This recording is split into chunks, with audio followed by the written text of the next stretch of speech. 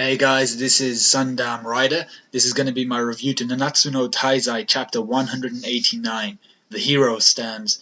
So on the front cover we get Mons Piet, excuse me, Mons Piet and Derriere on the front cover. They're standing Mons Piet behind Derriere.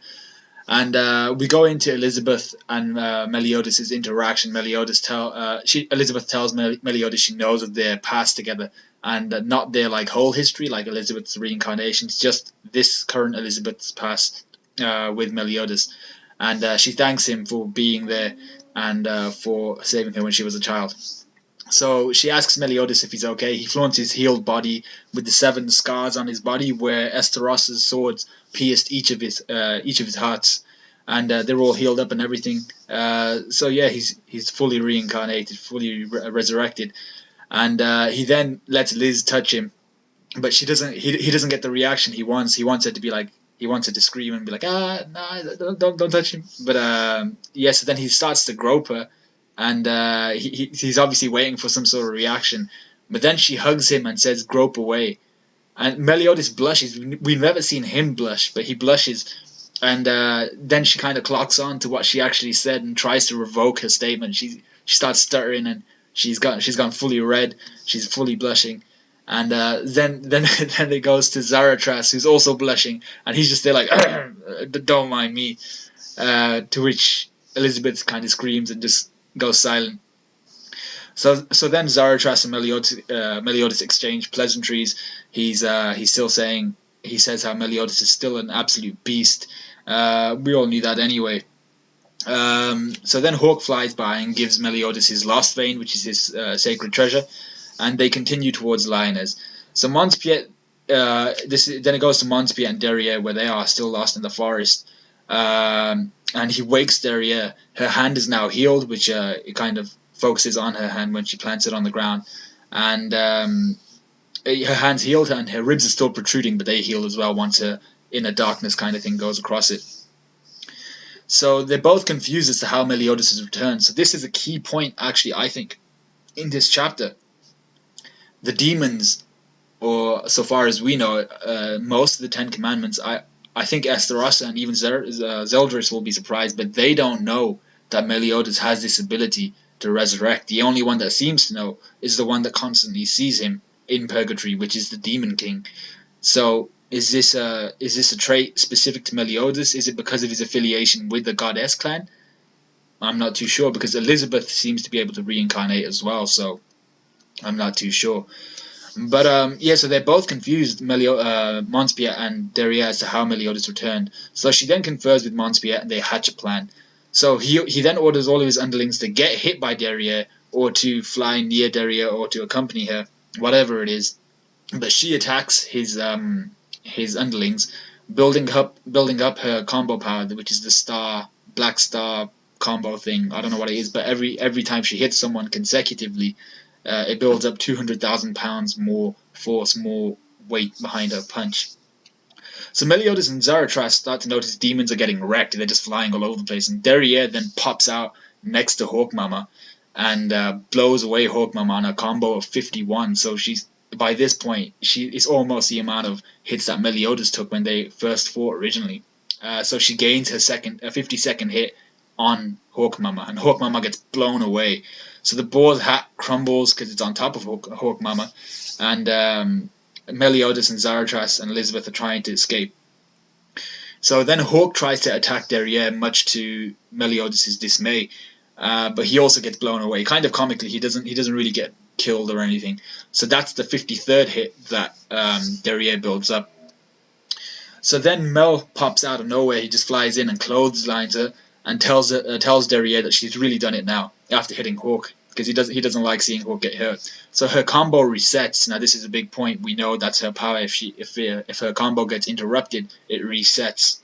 So he then toys with her, which is, I think, if even back then when he was killed, if he'd fought her one-on-one, he would have maybe struggled, but he's toying with her here. And he's just constantly resetting her combo whenever. So then Mons Piet, you see him flying, like hovering over the top of them, and he flashes back to the game plan that him and Derriere must have made. And so his plan is he's going to hit both Meliodas and Derriere with everything he's got. She's just there for a distraction. So Meliodas is fighting, and he's talking to Derriere, saying he doesn't want to kill the Ten Commandments. He'll try not to, but he's quoting himself from the last time. So Mons Piet then unleashes a huge magical attack called Kaijin Ryu, which means Ember Dragons of Incineration. I thought that was a pretty cool attack. It looked awesome. So Meliodas sees the attack. Zarathustra warns him, and Meliodas then says that his previous quote, which was that he doesn't want to kill the Ten Commandments, he'll try anything not to do that. He then says that's the old him. That's how the old him would have dealt with it.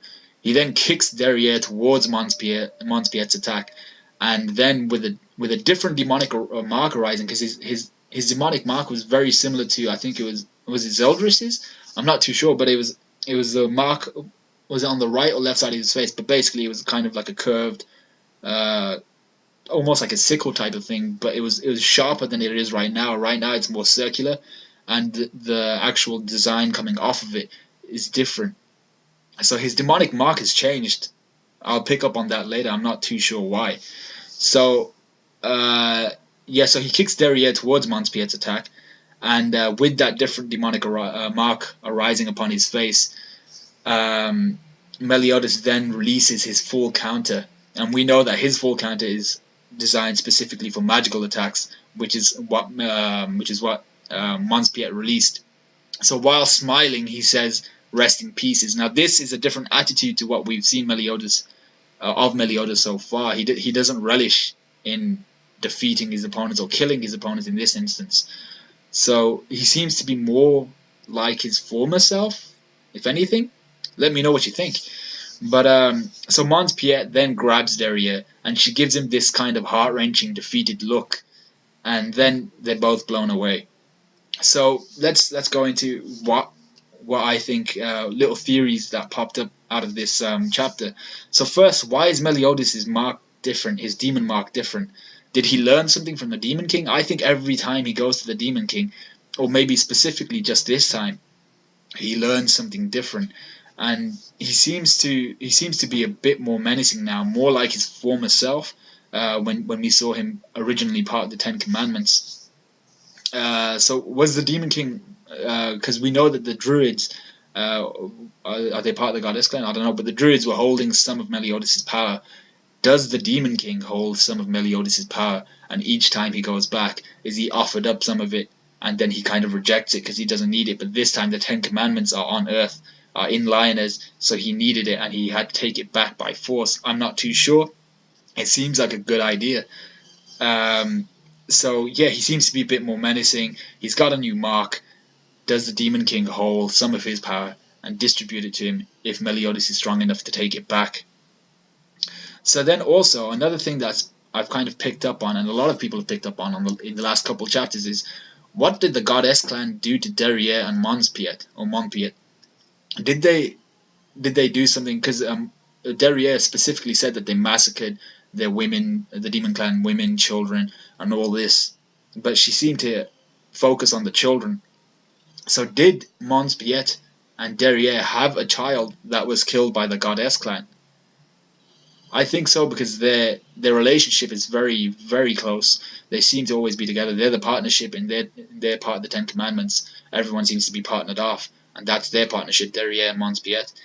And Mons Piet is kind of, he seems to like Derriere, but he doesn't approach more than he deems is fit, because something seems to be holding him back. So was it due to his weakness that he couldn't save their child or something like that, and he now views himself as unworthy of Derriere or something? Because every time she looks at him, she kind of just goes silent and doesn't say anything, almost a sympathetic look. So I think they may have had a child together that was killed by the Goddess clan, and they were powerless to do anything, whether they were doing something for the Ten Commandments or whether it was an archangel or something like that. But yeah, it was an awesome chapter. We got to see Meliodas, a different side of Meliodas to what we've seen before. Elizabeth has been more true with her feelings towards Meliodas. Zarathustra and Meliodas' pleasantries and their exchange was pretty funny.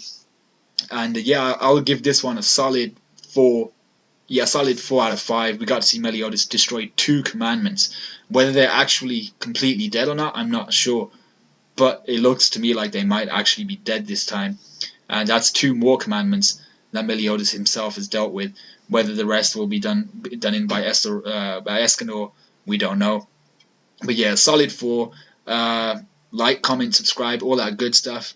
Until next time, I'll see you later.